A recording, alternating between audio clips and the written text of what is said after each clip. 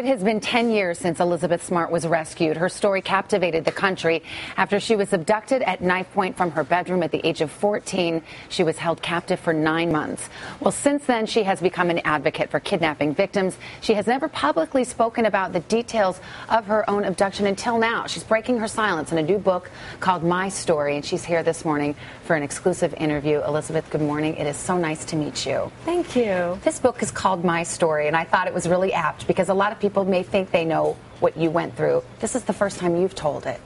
This is my story, and I share as true to my story as I possibly can, and I want to go into a lot of detail about it because I want other survivors out there to know that they're not alone, to know that these things, they do happen, but that they can move forward, that they can be happy, that they can come back and have a wonderful life. It's one of the things that's notable about this book. You don't dodge any of the ugly details. Was it difficult, though, to relive it?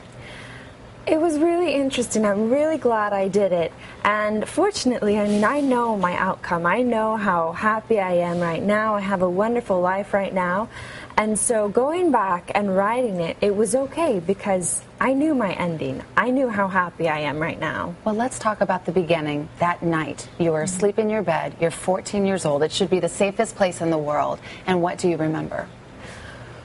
It was the scariest moment of my life. I mean, as far as 14-year-olds go, I probably was on the naive side. I mean, I had lived a very sheltered life, so when I woke up in the middle of the night to see a strange man standing above my bed, holding a knife at my neck, I just couldn't believe that it was real. I couldn't believe that this was happening to me. It was the scariest moment of my life. He led you out of the house into some rugged terrain, and there you were in captivity, in a camp, out in this desert area for several months. Can you describe what life was like there? It was really, really hard.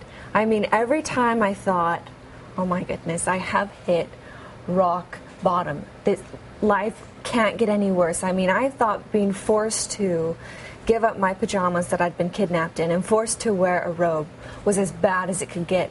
But then as soon as we got to the robe wearing, then he'd say, well, you're going to go naked tomorrow. I mean, somehow every time it would get worse. I mean, when I thought it was bad enough that I had been forced to drink alcohol, he had forced me to drink it so much that the next morning I'd wake up and my face and my hair would be crusted to the ground and vomit. This would be horrifying. Bad to worse. Horrifying for anyone, but you were 14 years old and a girl of deep religious faith.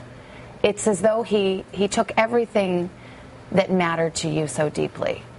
He did. At least he tried to. He tried to. He tried to. Well, as we learn in the book, he most certainly did not. I mentioned that it is very graphic, and you talk about, very openly, being raped every single day. What does that do to a 14-year-old girl? To me, that was the worst thing that could possibly have happened to me. I mean, I felt like death would have been better than being raped every single day.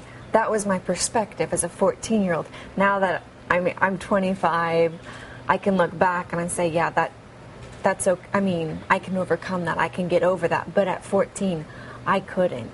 And it seemed like everything that my two captors did, they got away with. And it seemed like I couldn't get away with anything. So it made me want to survive. It made me do whatever I had to survive, which was a lot of the time things I never wanted to do. Well, we're going to tell the story of how you were rescued, and you had a lot to do with how that happened. Elizabeth Smart, it's such a pleasure to talk to you.